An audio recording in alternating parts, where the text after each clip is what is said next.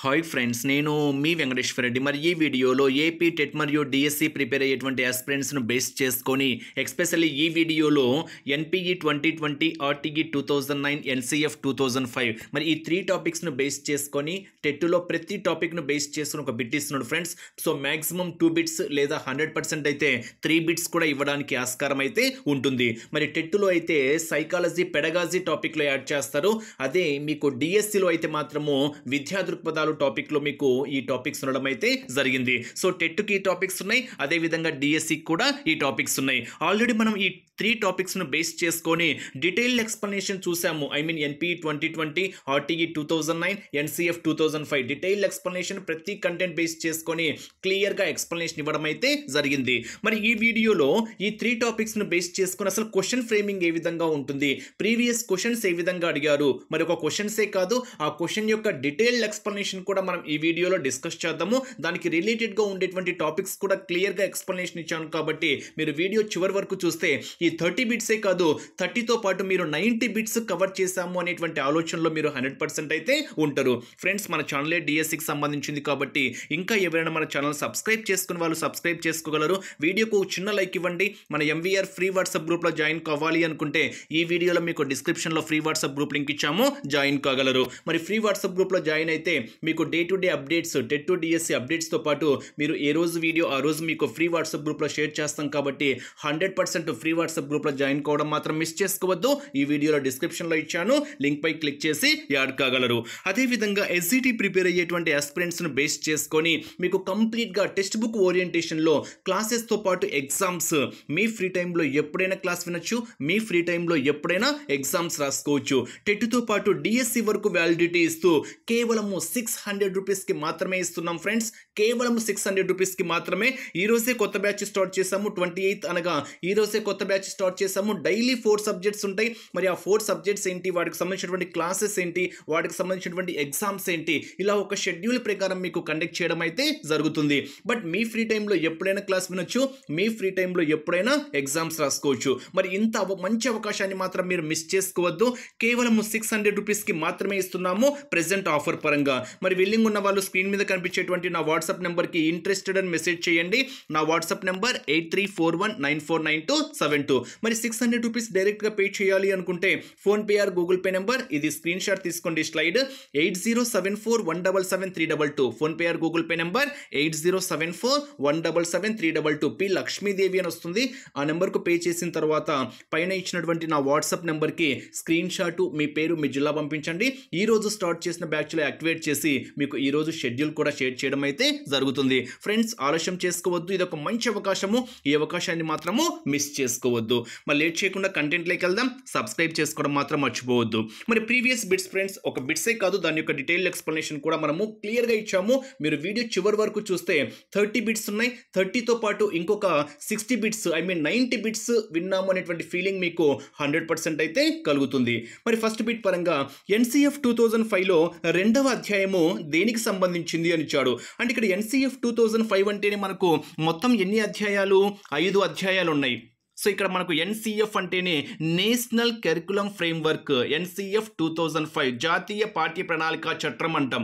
మరి ఎన్సీఎఫ్ 2005లో మొత్తం ఎన్ని అధ్యాయాలు ఉన్నాయి అంటే 5 అధ్యాయాలు ఉన్నాయి. మరి ఫస్ట్ అధ్యాయం ఏంటి, విద్యా దృక్పథం. మీకు క్లియర్గా వీడియో ఎక్స్ప్లెనేషన్లో చాలా స్పష్టంగా చెప్పాము. ఫస్ట్ అధ్యాయం ఏంటి, విద్యా దృక్పథం. 2వ అధ్యాయం ఏంటి, అభ్యసనము, జ్ఞానము. మూడవ అధ్యాయం ఏంటి, పాఠశాల దశలు, పాఠ్యాంశాలు, మూల్యాంకనం. 4వది ఏంటి, తరగతి గది పరిసరాలు, వాతావరణం. 5వది ఏంటి, విద్యా సంస్కరణలు అని చెప్పాను. చాలా స్పష్టంగా చెప్పాను, ఈజీగా గుర్తుపెట్టుకోవచ్చు. మరి ఫస్ట్ది ఏంటి అంటే విద్యా దృక్పథాలు. అంటే మీరు ఇది విద్యా దృక్పథాల్లో ఉంది అనుకోండి 2005. సో ఫస్ట్ది విద్యా దృక్పథం. ఎన్సీఎఫ్ 2005 అంటేనే 1వ అధ్యాయం మనకేంటి, విద్యా దృక్పథం. 2వ అధ్యాయం ఏంటి అంటే అభ్యసనము మరియు జ్ఞానము. ఇక్కడ క్వశ్చన్ కూడా ఏమడిగాడు, 2వ అధ్యయనము దేనికి సంబంధించింది అని ఇచ్చాడు. రెండవ అధ్యాయము దేనికి సంబంధించింది అంటే అభ్యసన మరియు జ్ఞానానికి సంబంధించింది. అంటే ఇక్కడ ఈ క్వశ్చన్ బేస్ చేసుకొని option 1 is the correct answer. అంటే ఇక్కడ 2005లో రెండవ అధ్యాయం మనకు దేనికి సంబంధించింది? అభ్యసనము, జ్ఞానము. తర్వాత మూడో అధ్యాయం ఏంటి? పాఠశాలకు వెళ్ళాలి, పాఠశాల దశలు ఏంటి, పాఠ్యాంశాలు ఏంటి, మూల్యాంకనం ఏంటి. నాలుగోది ఏంటి? తరగతి గది యొక్క పరిసరాలు ఏంటి, వాతావరణం ఏంటి. ఐదోది ఏంటి? విద్యా సంస్కరణలు. హైలైట్ చేసుకోండి, ఖచ్చితంగా ఒక బిట్ అడగడానికి ఛాన్స్ అయితే ఉంటుంది. నెక్స్ట్ సెకండ్ క్వశ్చన్ ఒకసారి చూడండి. సెకండ్ క్వశ్చన్, ఆర్టీఈ 2009 ప్రకారము ఒక విద్యా సంవత్సరంలో 1 నుండి 5 తరగతులకు గల బోధనా గంటలు ఏంటి? చాలా చాలా ఇంపార్టెంట్ ఫ్రెండ్స్ ఇది. ఇక్కడ మీకు 2009 ఆర్టీఈ అంటే రైట్ టు ఎడ్యుకేషన్ యాక్ట్ అంటాం. రైట్ టు ఎడ్యుకేషన్ యాక్ట్ 2009 ఇక్కడ క్వశ్చన్ అడగచ్చు. మొట్టమొదటిసారిగా బ్రిటిష్ పార్లమెంటులో భారతీయులకు విద్యా హక్కును కల్పించమని కోరినటువంటి వ్యక్తి ఎవరు? గోపాలకృష్ణ గోఖలే. ఎప్పుడు అంటే 1911వ సంవత్సరంలో. మన వీడియోస్ చూస్తే మీకు ఏ బిట్ అనేది మిస్ కాకుండా ఎక్స్ప్లెనేషన్ ఇచ్చాం ఫ్రెండ్స్. మరి 2009లోనే చాలా చాలా ఇంపార్టెంట్ ఉంది. పిల్లలకు ఉచిత నిర్బంధ ప్రాథమిక విద్య అందించాలి. మరి ఏ సంవత్సరం నుంచి ఏ సంవత్సరం వరకు? చాలా చాలా ఇంపార్టెంట్. 6 సంవత్సరాల నుండి 14 సంవత్సరాలు అని చాలా స్పష్టంగా క్లియర్గా ఎక్స్ప్లెనేషన్ ఇవ్వడం అయితే జరిగింది. చాలా స్పష్టంగా ఎక్స్ప్లెనేషన్ ఇచ్చాము. అందుకే మన వీడియోస్ మీరు క్లియర్గా అబ్జర్వ్ చేస్తే ఆన్సర్ క్వశ్చన్ ఏ విధంగా ఇచ్చిన ఆన్సర్ అయితే చేయగలరు. ఇక్కడ ఏమని ఇచ్చాడు చూడండి. బోధన పని గంటలు ఏంటి? ఇక్కడ చూడండి 1 to 5 తరగతులకు బోధనా గంటలు అని ఇచ్చాడు. పని దినాలు వేరు, అదేవిధంగా పని గంటలు వేరు. పని గంటలు అంటే బోధనా గంటలు అంటాం. 1 to 5th క్లాస్ వరకు అయితే సంవత్సరానికి 800 గంటలు. సంవత్సరానికి 800 గంటలు హైలైట్ చేసుకోవాలి. అదే 6th to 8th క్లాసులకైతే సంవత్సరానికి 1000 గంటలు. అంటే 1000 గంటలు అనేది మనకు 6వ తరగతి నుంచి 8వ తరగతి వరకు. 6 నుంచి 8 తరగతులకైతేనేమో సంవత్సరానికి 1000 గంటలు. 1 నుండి 5 క్లాసెస్ అంటే 1 to 5th 1 నుంచి 5 తరగతులకైతేనేమో సంవత్సరానికి ఎన్ని గంటలు? 800 గంటలు. చాలా చాలా చాలా important. Exam point of view అడగడానికి ఛాన్స్ ఉండేటువంటి బిట్ హైలైట్ చేసుకోండి. ఇక్కడ చూడండి, ఆర్టీఈ 2009 ప్రకారము ఒక విద్యా సంవత్సరంలో 1 to 5 తరగతులకు బోధనా గంటలు ఎంత అంటే 1 to 5 తరగతులకు 800 గంటలు. అదే 6 నుంచి 8 తరగతులకైతేనేమో 1000 గంటలు. అదే పని దినాలను బేస్ చేసుకొని ఇచ్చాడు అనుకోండి. పని దినాల పరంగా ఇస్తేనేమో 1 to 5th క్లాసెస్ వరకు అయితే సంవత్సరానికి 200 రోజులు. 6 నుంచి 8 తరగతులకైతే సంవత్సరానికి ఎన్ని రోజులు? 220 రోజులు. ఇక్కడ మనకు పని గంటలు చాలా చాలా ఇంపార్టెంట్. హైలైట్ చేసుకోండి. 1 to 5th అంటేనే మనకు 800 అవర్స్ నోటెడ్ కావాలి. 6 to 8 అంటేనే మనకు 1000 అవర్స్ అనేది నోటెడ్ కావాలి. ఈ 2 పాయింట్స్ మాత్రము 100% చాలా చాలా ఇంపార్టెంట్. హైలైట్ చేసుకోండి. నెక్స్ట్ క్వశ్చన్ అబ్జర్వ్ చేస్తే ఎన్పిఈ 2020 ప్రకారము 3వ తరగతి నుంచి 5వ తరగతి వరకు క్రింది స్థాయికి చెందుతాయి. ఎన్పిఈ 2020 చాలా ఇంపార్టెంట్. అక్కడ విద్యా ప్రమాణము అంటే ఇక్కడ మనకు ఎన్పిఈ 2020 గురించి చాలా క్లియర్ ఎక్స్ప్లెనేషన్ ఇచ్చాము. మన వీడియో మీకు అబ్జర్వ్ చేస్తే చాలా స్పష్టంగా ఎక్స్ప్లెనేషన్ అయితే తెలుస్తుంది. అంటే 5 + 3 + 3 + 4 2020 విద్యా స్వరూపము చాలా చాలా ఇంపార్టెంట్. 5 + 3 + 3 + 4. సో దాని గురించి డీటెయిల్ ఎక్స్ప్లెనేషన్ అబ్జర్వ్ చేయండి. ఇక్కడ ఇచ్చినటువంటి క్వశ్చన్ బేస్ చేసుకొని 3 నుంచి 5 తరగతులను ఇచ్చాడు. ఇక్కడ మీరు 4 పాయింట్స్ హైలైట్ చేసుకోవాలి. ఇక్కడ 4 ఆప్షన్స్ను బేస్ చేసుకొని క్లియర్గా చెప్పొచ్చు ఫ్రెండ్స్. పునాది దశ, పునాది పూర్వక దశ అంటేనే మనకు 1, 2 తరగతులు. హైలైట్ చేసుకోండి. 1, 2 తరగతులు అంటేనే మనకు ఏం హైలైట్ కావాలి? పునాది పూర్వక స్థాయి. అంటే మొత్తం ఎన్ని దశలు ఉన్నాయి అంటే 4 దశలు ఉన్నాయి. పునాది దశ, సన్నాహక దశ, మధ్యస్థాయి దశ, మాధ్యమిక దశ. మరి ఇక్కడ 1, 2 తరగతులు అంటేనేమో మనకు పునాది పూర్వక స్థాయి. అంటే సింప్లీ పునాది దశ అని చెప్పొచ్చు. అంటే కాల వ్యవధి 5 సంవత్సరాలు ఉంటుంది. 3 నుంచి 5 సంవత్సరాల వరకు అని చెప్పొచ్చు. ఓకేనా? వయసు ఎంత అంటే 3 నుంచి 5 సంవత్సరాల వరకు అని చెప్పొచ్చు. ఇక్కడ మీరు హైలైట్ చేసుకోవాల్సింది మాత్రము 1, 2 తరగతులు అనేది మీరు ఇక్కడ హైలైట్ చేసుకోవాలి. నెక్స్ట్ సన్నాహక దశ. మరి సన్నాహక దశ దీని యొక్క కాల వ్యవధి ఎంత అంటే 3 సంవత్సరాలు. వయసు వచ్చేసరికి 8 నుంచి 11 సంవత్సరాలు. 8 నుంచి 11 సంవత్సరాలు అంటే ఇక్కడ మనకు 3వ తరగతి, 4వ తరగతి, 5వ తరగతి అని చెప్పుకోవచ్చు. పునాది పూర్వక స్థాయి అయితేనేమో 3 నుంచి 8 సంవత్సరాలు, అంటే ఇక్కడ క్లాస్ పరంగా 1 అండ్ సెకండ్ క్లాస్. సన్నాహక దశ అయితేనేమో 8 నుంచి 11 సంవత్సరాలు, అంటే కాల వ్యవధి 3 సంవత్సరాలుగా చెప్తాము. ఏ ఏ తరగతులు బోధించబడతాయి అంటే 3, 4, 5. నెక్స్ట్ మధ్యస్థాయి దశ అంటే దీని యొక్క కాల వ్యవధి కూడా 3 సంవత్సరాలే.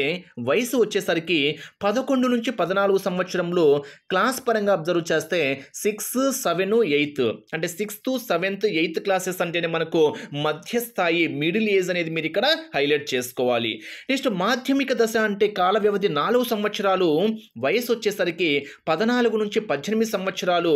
బట్ ఇక్కడ తరగతుల పరంగా అబ్జర్వ్ చేస్తే 9, 10, 11, 12, 9, 10, 11, 12 తరగతులకు బోధించబడేటువంటి దశ ఏంటి అంటే మాధ్యమిక దశ.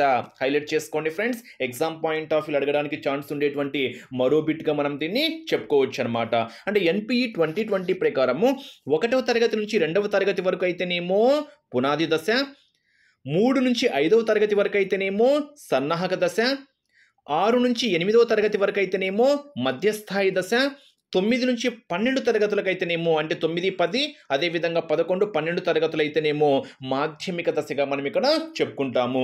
బట్ ఇక్కడ క్వశ్చన్ ఏమని ఇచ్చాడు, 3 నుంచి 5వ తరగతి అని ఇచ్చాడు. కాబట్టి ఆన్సర్ మనకి ఏమవుతుంది, సన్నాహక దశ. సో ఇక్కడ ఒక క్వశ్చనే కాదు చూడండి, 1 నుంచి 2 తరగతులకు అని అడిగినా, 3 నుంచి 5 అని అడిగినా, 6 నుంచి 8 అని అడిగినా, 9 నుంచి 12 అడిగినా కానీ మీరు ఆన్సర్స్ ఈజీగా చెప్పగలరు. బట్ డీటెయిల్ ఎక్స్ప్లెనేషన్ కావాలి అనుకుంటే పేమెంట్ వాళ్ళకైతే చాలా స్పష్టంగా ఇచ్చాము, మీకు ఏ బిట్ అనేది కూడా మిస్ కాదు మన ఎక్స్ప్లెనేషన్ పరంగా. నెక్స్ట్ క్వశ్చన్ అబ్జర్వ్ చేయండి. విద్యా హక్కు చట్టము 2009 ప్రకారము పాఠశాల యాజమాన్య కమిటీ తల్లిదండ్రుల శాతం ఎంత అని ఇచ్చాడు. ఇక్కడ మనం చాలా స్పష్టంగా చెప్పొచ్చు, మీకు క్లియర్ ఎక్స్ప్లెనేషన్ కూడా ఇచ్చాము. విద్యా హక్కు చట్టము 2009 ప్రకారము పాఠశాల యాజమాన్య కమిటీ తల్లిదండ్రుల శాతం ఎంత అంటే 75%గా మనం చెప్పుకోవచ్చు. ఎంత పర్సెంటేజ్ ఫ్రెండ్స్ ఇక్కడ 75. 2009లో అదే విద్యా హక్కు 2009 ఎక్స్ప్లెనేషన్లో ఎక్స్ప్లెనేషన్ చాలా స్పష్టంగా ఇచ్చాము. ఇక్కడ 2009 అంటే ఒక పాయింట్ మీకు గుర్తు చేయొచ్చు ఫ్రెండ్స్. ఏంటి అంటే విద్యా హక్కు చట్టము 2009లో మొత్తం ఎన్ని అధ్యాయాలు, ఎన్ని సెక్షన్లు, ఎన్ని అనుబంధ షెడ్యూళ్ళు కలవు అంటాడు. చాలా చాలా ఇంపార్టెంట్. ఓకేనా, అధ్యాయాలు, సెక్షన్లు, అనుబంధ షెడ్యూళ్ళు వరుసగా అంటాడు. మరి మొత్తము ఎన్ని అధ్యాయాలు ఉన్నాయి అంటే 7 అధ్యాయాలు ఉన్నాయి. ఎన్ని సెక్షన్లు ఉన్నాయి అంటే 38 సెక్షన్లు ఉన్నాయి. ఎన్ని అనుబంధ షెడ్యూళ్ళు ఉన్నాయి అంటే 1 అనుబంధ షెడ్యూల్ ఉంది. చాలా చాలా స్పష్టంగా ఎక్స్ప్లెనేషన్ ఇచ్చాము. ఒక్కసారి వాటి గురించి డీటెయిల్ ఎక్స్ప్లెనేషన్ చూస్తే మీకు ఎక్స్ప్లెనేషన్ కూడా చాలా స్పష్టంగా వస్తుంది. బట్ ఇక్కడ క్వశ్చన్ పరంగా పాఠశాల యాజమాన్య కమిటీలో తల్లిదండ్రుల శాతం ఎంత అంటే 75%. ఆప్షన్ 3ని మనం సరైన సమాధానంగా చెప్పుకోవచ్చు. నెక్స్ట్ క్వశ్చన్, ఎన్సీఎఫ్ 2005 ప్రకారము ఇక 2005ని బేస్ చేసుకొని కూడా కంపల్సరీ బిట్టిస్తున్నాడు ఫ్రెండ్స్. మరి 6 నుండి 8 తరగతుల విద్యార్థులు ఇంటి పనికి కేటాయించిన గంటలు ఏంటి? మీకు ఇందాకనే చెప్పాను ఎక్స్ప్లెనేషను, చాలా స్పష్టంగా చెప్పాను. ఏంటి, 1 నుండి 5 తరగతులకు అయితేనేమో ఏది పని గంటల పరంగా ఇంటి గంటలు 2 వేరు. ఒక్కసారి మీరు ఇక్కడ హైలైట్ చేసుకోవాలి. చాలా ఇంపార్టెంట్. ఇక్కడ 1 నుండి 2వ తరగతి వరకు అయితేనేమో ఎలాంటి హోంవర్క్ ఉండకూడదు. ఇక్కడ క్వశ్చన్ ఏమడిగాడు చాలా స్పష్టంగా ఇవ్వండి, చాలా స్పష్టంగా అబ్జర్వ్ చేయండి. ఇంటి పనికి కేటాయించిన సమయము అని ఇచ్చాడు.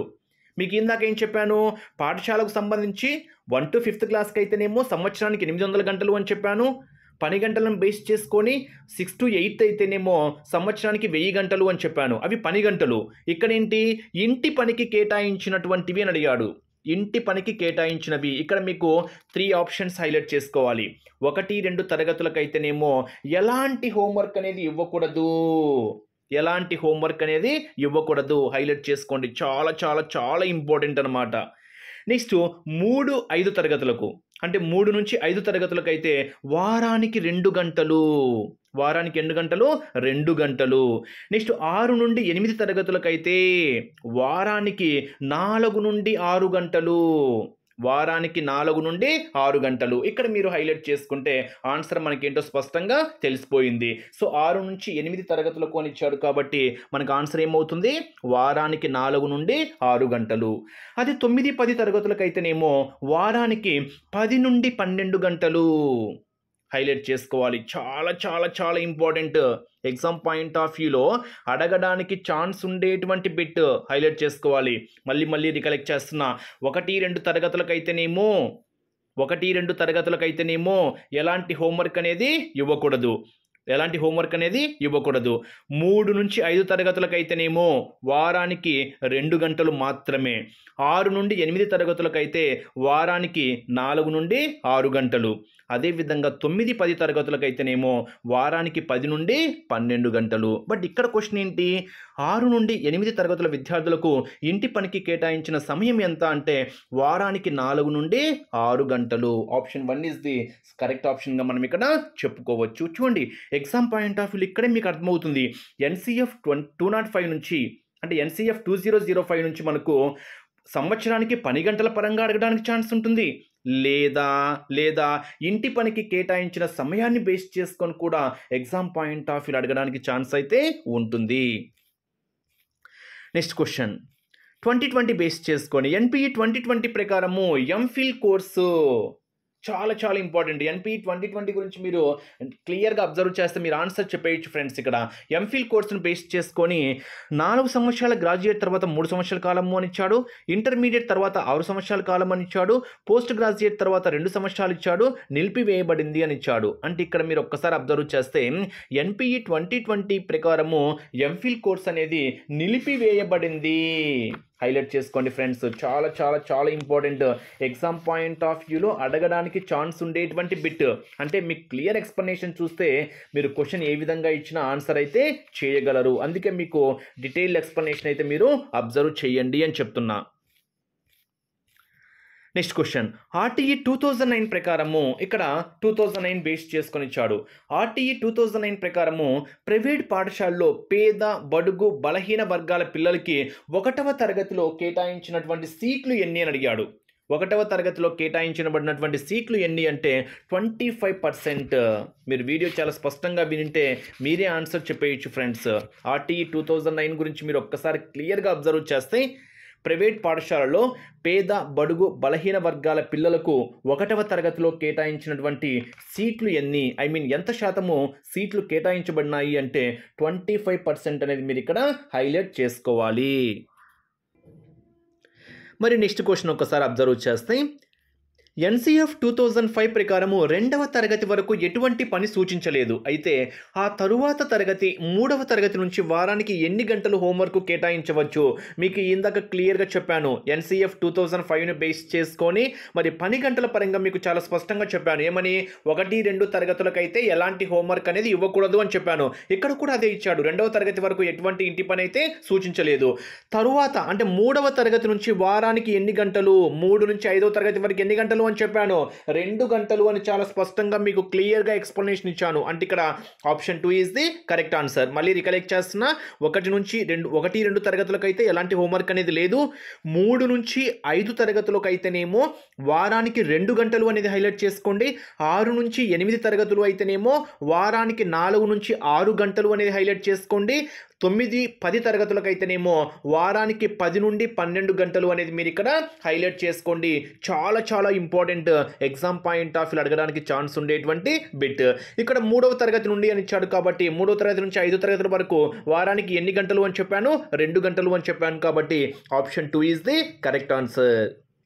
నెక్స్ట్ NPE 2020 ప్రకారము ప్రాథమిక పాఠశాలలో సార్వత్రిక పునాది అక్షరాస్యత మరియు సంఖ్యా జ్ఞానాన్ని సాధించడానికి లక్ష్యంగా పెట్టుకున్నటువంటి సంవత్సరము. చాలా చాలా ఇంపార్టెంట్ బిట్.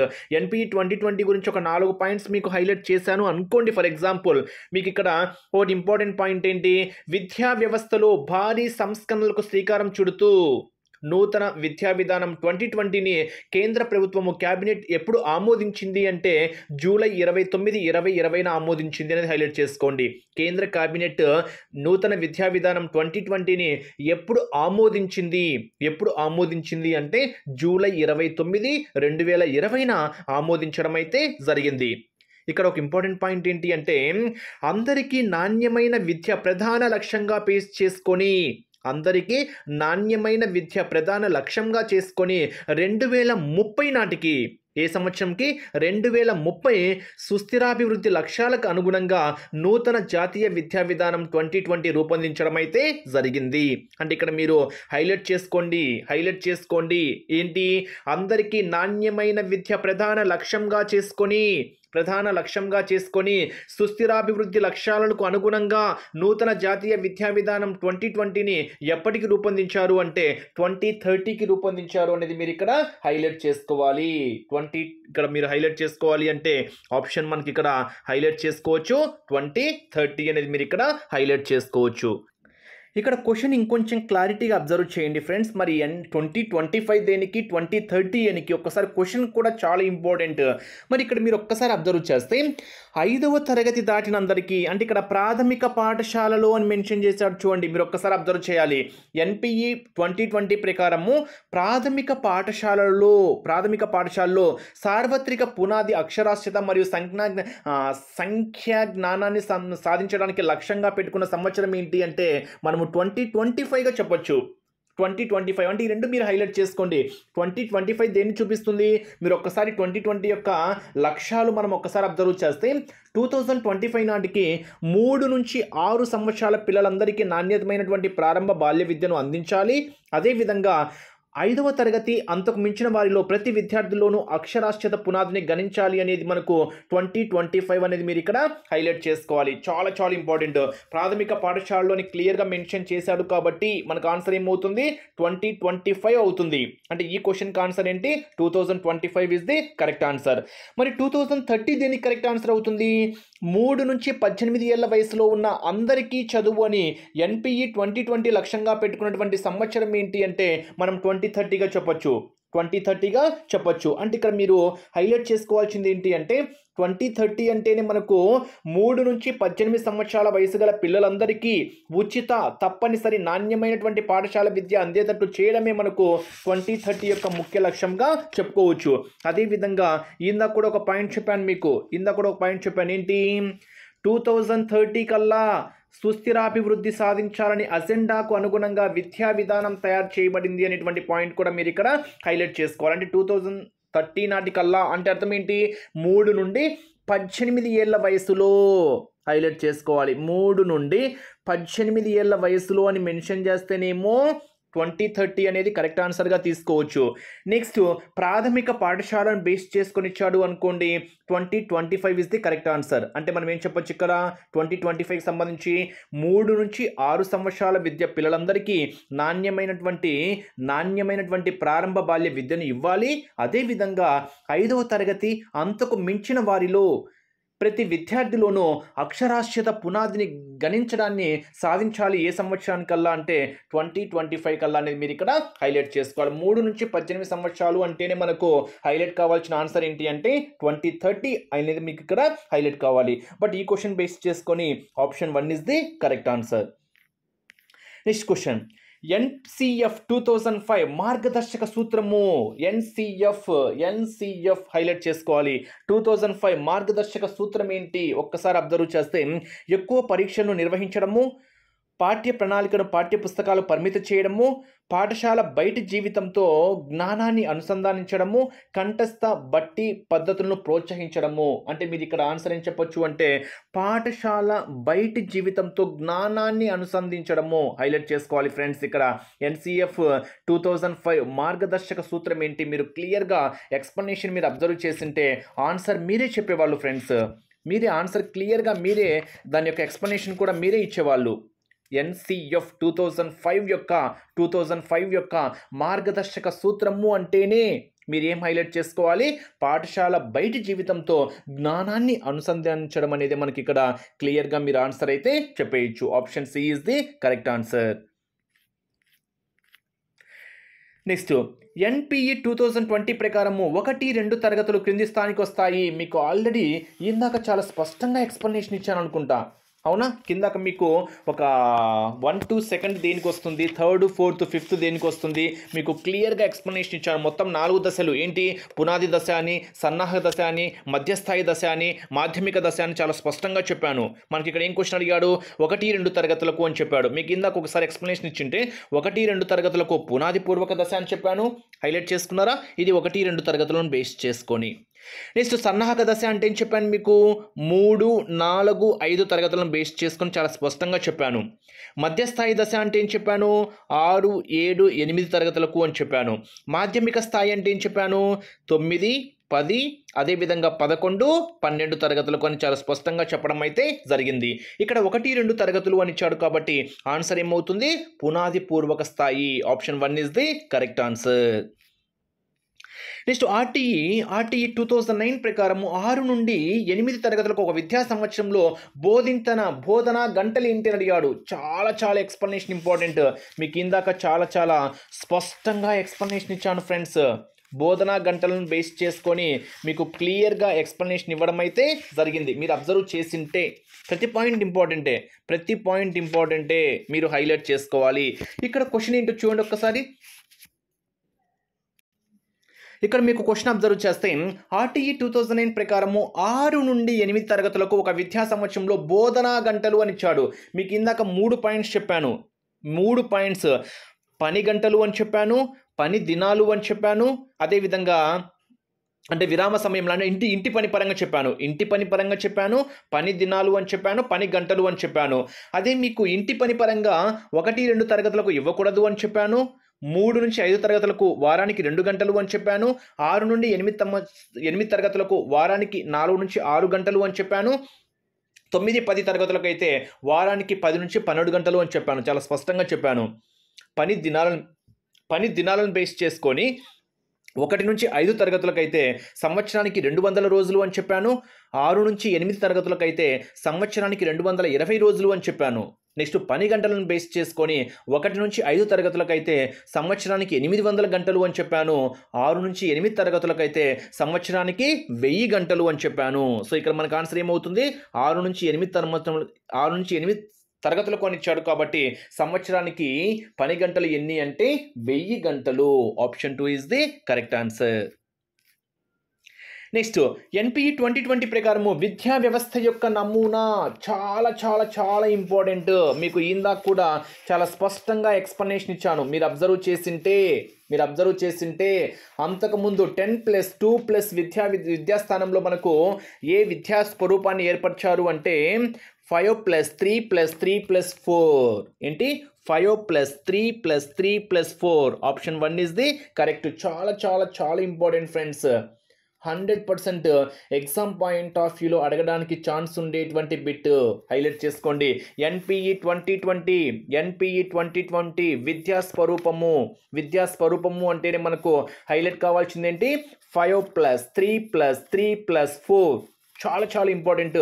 దాని యొక్క డీటెయిల్ ఎక్స్ప్లెనేషన్ కూడా మీకు చాలా స్పష్టంగా ఎక్స్ప్లెనేషన్ ఇచ్చాను.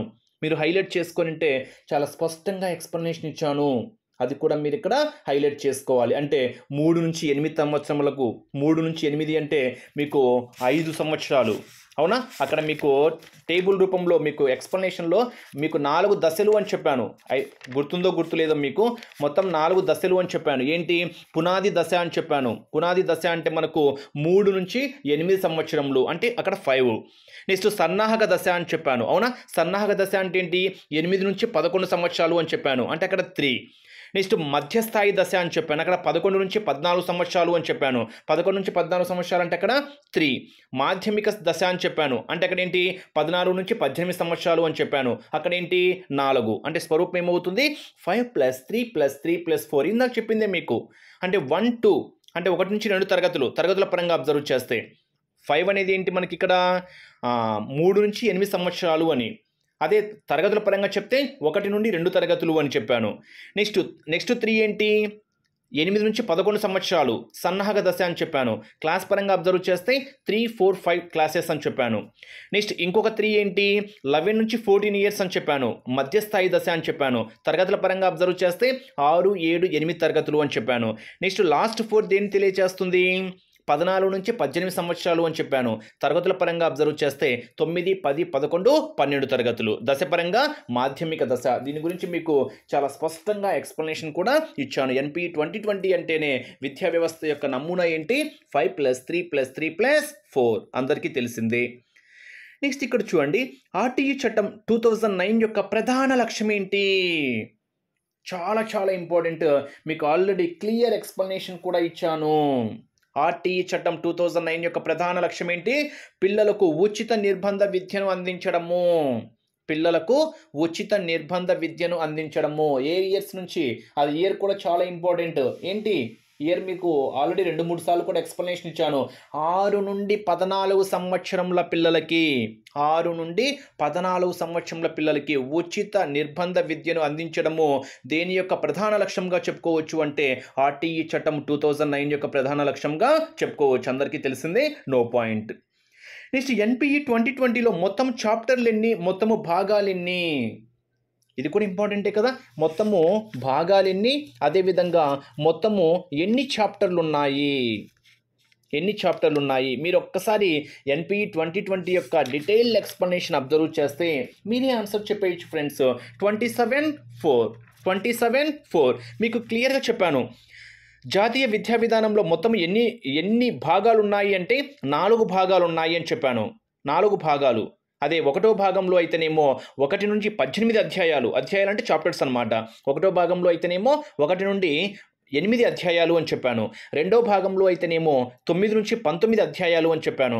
3వ భాగంలో అయితేనేమో 20 నుంచి 24 అధ్యాయాలు అని చెప్పాను. 4వ భాగంలో అయితేనేమో 25 నుంచి 27 అధ్యాయాలు అని చెప్పాను. అంటే మొత్తం మీద జాతీయ విద్యా విధానం 2020 అంటేనే 4 భాగాలుగా 27 అధ్యాయాలుగా 4 భాగాలుగా 27 అధ్యాయాలు లేదా 27 చాప్టర్లుగా విభజించడం అయితే జరిగింది. చాలా చాలా ఇంపార్టెంట్, హైలైట్ చేసుకోండి. అంటే మొత్తం చాప్టర్లు అధ్యాయాలన్నీ 27 అని చెప్తున్నాము. ఎన్ని భాగాలు అని చెప్తున్నాము? 4 భాగాలు. చాలా చాలా ఇంపార్టెంట్, హైలైట్ చేసుకోండి. 1వ భాగంలో అయితేనేమో పాఠశాల విద్యకు సంబంధించి, 2వ భాగంలో అయితేనేమో ఉన్నత విద్యకు సంబంధించి, 3వ భాగంలో అయితేనేమో ప్రత్యేక శ్రద్ధ పెట్టవలసినటువంటి అంశాలను బేస్ చేసుకొని, 4వ భాగంలో అయితేనేమో ఆచరణను బేస్ చేసుకొని ఇవ్వడం అయితే జరిగింది. అది మీరు మన క్లియర్ ఎక్స్ప్లెనేషన్ అబ్జర్వ్ చేస్తే మీరే ఆన్సర్స్ అయితే చెప్పేయచ్చు. నెక్స్ట్, ఒక ప్రాథమిక పాఠశాలలో 70 మంది విద్యార్థులు ఉన్నారు. మీకు ఇది చాలా చాలా స్పష్టంగా ఎక్స్ప్లెనేషన్ ఇచ్చాను ఫ్రెండ్స్. చాలా చాలా స్పష్టంగా ఎక్స్ప్లెనేషన్ ఇచ్చాను. ఒకసారి మీరు అక్కడ అబ్జర్వ్ చేయగలరు. ఒక ప్రాథమిక పాఠశాలలో 70 మంది విద్యార్థులు ఉన్నారు. విద్యా హక్కు చట్టం 2009 ప్రకారం నియమించబడిన ఉపాధ్యాయుల సంఖ్య ఎంత అని ఇచ్చాడు. ఉపాధ్యాయుల సంఖ్య.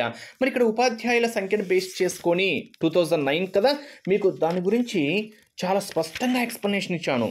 మీరు ఒక్కసారి ఆ కాన్సెప్ట్ ఒక్కసారి అబ్జర్వ్ చేస్తే మీకు చాలా స్పష్టంగా ఎక్స్ప్లెనేషన్ ఉంటుంది. లాస్ట్లో చాలా క్లియర్గా చెప్పాను చూడండి. ఎప్పుడంటే మీకు పాఠశాల ప్రమాణాలను బేస్ చేసుకొని అక్కడ చాలా చాలా స్పష్టంగా ఎక్స్ప్లెనేషన్ కూడా ఇచ్చాము. అక్కడ మీరు ప్రాథమిక పాఠశాల అంటేనే మనకేంటి 1 నుంచి 5 తరగతులు, అవునా? ప్రాథమిక పాఠశాల అంటేనే 1 నుంచి 5 తరగతులు. ప్రాథమికోన్నత తరగతులు అంటే 6 నుంచి 8 తరగతులు అని చెప్పాను. 60 మంది స్టూడెంట్స్ లోపు ఉన్నారు అనుకోండి. 60 మంది స్టూడెంట్స్ లోపు ఉంటే అవసరమైనటువంటి ఉపాధ్యాయుల సంఖ్య ఎంత అంటే 2 అని చెప్పాను. మీరు ఒక్కసారి వీడియో చూస్తే ఏ బిట్టు మిస్ కాలేదు. మన వీడియోస్ 3 వింటే మీరు 3 క్వశ్చన్లు ఏ విధంగా ఇచ్చినా ఆన్సర్ చెప్పేయచ్చు అనమాట. 60 మంది విద్యార్థుల లోపు ఉంటే 2 ఉపాధ్యాయులు అవసరం అని చెప్పాను. 61 నుంచి 90 వరకు ఉన్నారనుకోండి, అంటే విద్యార్థుల సంఖ్య 61 నుంచి 90 వరకు. మరి 61 నుంచి 90 మధ్యలోనే కదా 70 ఉండేది. అంటే మనకు ఎంతమంది ఉపాధ్యాయులు అవసరము అంటే 3 ఉపాధ్యాయులు అవసరము. హైలైట్ చేసుకోవాలి. 60 మంది కన్నా తక్కువ మంది విద్యార్థులు ఉంటే 2 ఉపాధ్యాయులు అవసరము. 61 నుంచి 90 వరకు మధ్యలో ఉంటే 3 ఉపాధ్యాయులు. 91 నుంచి 120 మధ్యలో ఉంటే 4 ఉపాధ్యాయులు. 121 నుంచి 200 వరకు మధ్యలో ఉంటే 5 మంది ఉపాధ్యాయులు. 150 కన్నా ఎక్కువ ఉన్నారనుకోండి, 5 మంది ఉపాధ్యాయులతో పాటు ఒక ప్రధానోపాధ్యాయుడు కూడా ఉండాలి. అంటే 150 మంది కంటే ఎక్కువ మంది విద్యార్థులు ఉంటే అవసరమైనటువంటి ఉపాధ్యాయుల సంఖ్య ఎంత అంటే 5 మంది ఉపాధ్యాయులతో పాటు ఒక ప్రధానోపాధ్యాయుడు కూడా ఉండాలి అనేటువంటి పాయింట్ మీరు ఇక్కడ హైలైట్ చేసుకోవాలి. ఇక్కడ 70 మంది విద్యార్థులు అంటే మనకు 61 నుంచి 90కి మధ్యలో ఉంది కాబట్టి ఎంతమంది ఉపాధ్యాయులు అవసరము అంటే 3 ఉపాధ్యాయులు అవసరము. నెక్స్ట్ ఆర్టీఈ 2009 ప్రకారము ప్రైవేట్ పాఠశాలలో బలహీన వర్గాల పిల్లల కోసం కేటాయించినటువంటి సీట్ల సంఖ్య ఎంత? మీకు ఇందాక కూడా చెప్పాను. ఎంత అని చెప్పాను? 25%. ఇదే క్వశ్చన్ అంతకు ముందు కూడా వచ్చింది. ఆ 25% ఏ కేటగిరీకి ఎంత పర్సెంటేజ్ అనేది కూడా క్లియర్గా ఎక్స్ప్లెనేషన్ ఇచ్చాను. ఆర్టీఈ 2009 అంటేనే బలహీన వర్గాల పిల్లల కోసం కేటాయించినటువంటి సీట్ల సంఖ్య ఎంత అంటే 25%. చాలా చాలా చాలా ఇంపార్టెంట్. మీరు హైలైట్ చేసుకోవాల్సినటువంటి ఒక ఇంపార్టెంట్ బిట్గా మనం దీన్ని చెప్పుకోవచ్చు. నెక్స్ట్ ఆర్టీఈ 2009 ప్రకారము ఈ క్రింది వానిలో సరి అయినది గుర్తించండి అని ఇచ్చాడు ఫ్రెండ్స్. సరి అయినది గుర్తించండి అని ఇచ్చాడు. ఇక్కడ ఒక్కసారి మీరు స్టేట్మెంట్స్ని అబ్జర్వ్ చేస్తే వాటిలో సరి అయినది ఏంటి కాదని మీరు చెప్పొచ్చు. ఆగస్టు నెల తర్వాత ప్రవేశాలు ఇవ్వకూడదు అని ఇచ్చాడు. అది సరికాని వాక్యము. ప్రాథమిక పాఠశాలలో సంవత్సరానికి పని దినాలు ఎంత అని ఇచ్చాడు? 140 అని ఇచ్చాడు. 140 కాదు, మీ కింద క్లియర్గా చెప్పాను. ప్రాథమిక పాఠశాలలో అంటే 1 నుంచి 5 తరగతుల వరకు ఓకేనా 200 పని దినాలు అని చెప్పాను. 200 పని దినాలు అని చెప్పాను. అంటే ఇది కూడా మనకి ఏమవుతుంది? ఫాల్స్ స్టేట్మెంట్ అవుతుంది. నెక్స్ట్ టీసీ లేనప్పటికీ ప్రవేశము తిరస్కరించరాదు. కరెక్టే కదా? టీసీ లేకున్నా కానీ ప్రవేశం అనేది తిరస్కరించకూడదు, ప్రవేశము తీసుకోవాలి. ఇది మనకు సరి అయినటువంటి స్టేట్మెంట్గా మనం ఇక్కడ స్పష్టంగా చెప్పేయచ్చు అనమాట. నెక్స్ట్ 20 మంది విద్యార్థులు గల పాఠశాలలో 3 ఉపాధ్యాయులను నియమించాలి. 20 మంది విద్యార్థులు గల ప్రాథమిక పాఠశాలలో 3 ఉపాధ్యాయులు నియమించాలి. ఇది కూడా మనకి ఏమవుతుంది? ఫాల్స్ అవుతుంది. ఎందుకని? 20 మంది విద్యార్థులు అంటే మీకు ఇందాక చెప్పాను 60 మంది కన్నా తక్కువ మంది విద్యార్థులు ఉంటే ఉపాధ్యాయుల సంఖ్య ఎంత? 2 అని చెప్పాను. అప్పుడు 20 మంది విద్యార్థులు ఉంటే ఉపాధ్యాయులు ఎంతమంది ఉండాలి? 2 ఉండాలి. కాబట్టి ఇది కూడా మనకి ఏమవుతుంది? False statement. అంటే ఫస్ట్, సెకండ్, ఫోర్త్ స్టేట్మెంట్స్ మనకు ఫాల్స్, థర్డ్ స్టేట్మెంట్ మాత్రమే ట్రూ అనమాట. నెక్స్ట్ క్వశ్చన్ NCF 25 ప్రధానం దీనిపై దృష్టి పెట్టింది. చాలా చాలా important friends. Exam point of వ్యూలో అడగడానికి ఛాన్స్ ఉండేటువంటి బిట్ అనమాట. దేనిపైన అంటే దేనిపైన? జ్ఞాన నిర్మాణం. చాలా చాలా ఇంపార్టెంట్. ఎగ్జామ్ పాయింట్ ఆఫ్ వ్యూలో అడగడానికి ఛాన్స్ ఉండేటువంటి బిట్. NCF 2005 ప్రధానంగా దేనిపై దృష్టి పెట్టింది అంటే జ్ఞాన నిర్మాణంపై దృష్టి పెట్టింది అనేటువంటి పాయింట్ మీరు ఇక్కడ హైలైట్ చేసుకోండి. నెక్స్ట్ క్వశ్చన్ జాతీయ విద్యా విధానం 2020కి చైర్మన్గా వ్యవహరించిన వారు. క్వశ్చన్ ఇంపార్టెంటే కదా? చైర్మన్గా వ్యవహరించిన వారు ఎవరు? ఇస్రో మాజీ చైర్మన్ అయినటువంటి K Kasturi Rangan. Doctor K Kasturi Rangan. Option 1 is the correct answer. మీకు చాలా స్పష్టంగా ఎక్స్ప్లెనేషన్ ఇచ్చాను. మీరు ఒక్కసారి NEP నేషనల్ ఎడ్యుకేషన్ పాలసీ జాతీయ విద్యా విధానం 2020 గురించి మీరు ఒక్కసారి అబ్జర్వ్ చేస్తే ఏర్పాటైనటువంటి సంవత్సరం 2017 జూన్ అని చెప్పాను. అదేవిధంగా కేంద్రం ఎప్పుడు ఆమోదించింది అని చెప్పాను. జూలై 29, 2020లో ఆమోదించింది అని చెప్పాను. చాలా స్పష్టంగా చెప్పాను. మరి చైర్మన్ ఎవరు అంటే ఇస్రో మాజీ చైర్మన్ అయినటువంటి డాక్టర్ కె కస్తూరి రంగన్ అని మీకు చాలా స్పష్టంగా ఎక్స్ప్లెనేషన్ ఇచ్చాను. Option 1 is the correct answer. Next మళ్ళీ అగైన్ క్వశ్చన్ అంటే ఇవన్నీ ప్రీవియస్ క్వశ్చన్లే ఇలాగే ఇచ్చాడు. జాతీయ విద్యా విధానం 2020 ఏంటి? 5+3+3+4. మీకు దీని గురించి కూడా చాలా స్పష్టంగా ఇప్పుడే ఎక్స్ప్లెనేషన్ ఇచ్చాను, మళ్ళీ అవసరం లేదు. నెక్స్ట్ NCF 2 మళ్ళీ ప్రధాన లక్షణము ఏంటి? జ్ఞాన నిర్మాణము. 2 సార్లు ఇచ్చాడు. ప్రతి క్వశ్చన్ పేపర్లో 2-3 బిట్లు అయితే పక్కా ఉంటున్నాయి ఈ టాపిక్ని బేస్ చేసుకొని. నెక్స్ట్ బాలల విద్యా హక్కు చట్టము 2009 ఏ వయసు వారికి సంబంధించినది? ఇందాక చెప్పాను కదా ఉచిత నిర్బంధ ప్రాథమిక విద్య అందించడము అని చెప్పాను. బాలల విద్యా హక్కు చట్టం 2009 అంటేనే మనకు బాలల ఉచిత నిర్బంధ విద్యను అందించడము అని చెప్పాను. ఏ సంవత్సరం అని చెప్పాను? 6 నుంచి 14 సంవత్సరాలు అని చెప్పాను. చాలా చాలా ఇంపార్టెంట్, హైలైట్ చేసుకోండి. 6 నుంచి 14 సంవత్సరాలు మోస్ట్ ఇంపార్టెంట్. నెక్స్ట్ బాలల విద్యా హక్కు చట్టం 2009. ఈ క్వశ్చన్ ప్రతి క్వశ్చన్ పేపర్లలో ఇదే క్వశ్చన్ టచ్ చేశాడు ఫ్రెండ్స్. చాలా వరకు ఈ క్వశ్చన్ టచ్ చేశాడు. ఓకేనా? ఎంత పర్సంటేజీ అణగారిన వర్గాలు? ఓకేనా? అంటే మనకి ఇక్కడ అణగారిన వర్గాలు అని ఇస్తున్నాడు. పోయినసారి క్వశ్చన్ ఒక్కసారి జస్ట్ ఒక్క నిమిషం ఒక్కసారి పోయినసారి క్వశ్చన్ ఎలా ఇచ్చాడో అనేది మనం ఒక్కసారి అబ్జర్వ్ చేస్తే ఇక్కడ చూడండి బలహీన వర్గాలను ఇచ్చాడు. అంటే క్వశ్చన్ ఏ విధంగా అయినా అడగనివ్వండి ఎంత పర్సంటేజ్ అంటేనే మనకు 25% అనేది మీరు ఇక్కడ హైలైట్ చేసుకోవాలి. చాలా చాలా ఇంపార్టెంట్. నెక్స్ట్ ఆర్టీ 2009 ప్రకారము బడి బయట పిల్లలు ఏ వయసుగా పరిగణిస్తారు? తెలిసిందే కదా, 6 నుండి 14 సంవత్సరాలు, ఇప్పుడే చెప్పాను. నెక్స్ట్ ఎన్పిఈ 2020 ప్రకారము పాఠశాల విద్య అనేది చాలా చాలా ఇంపార్టెంట్ ఫ్రెండ్స్. మీకు ఆల్రెడీ ఎన్పిఈ 2020లో చాలా డీటెయిల్ ఎక్స్ప్లెనేషన్ ఇచ్చాను, చాలా డెప్త్ ఎక్స్ప్లెనేషన్ కూడా ఇచ్చాను. ఏంటి మనకి ఇక్కడ క్లియర్గా అబ్జర్వ్ చేస్తే ఎన్పిఈ 2020 ప్రకారము పాఠశాల విద్య అనేది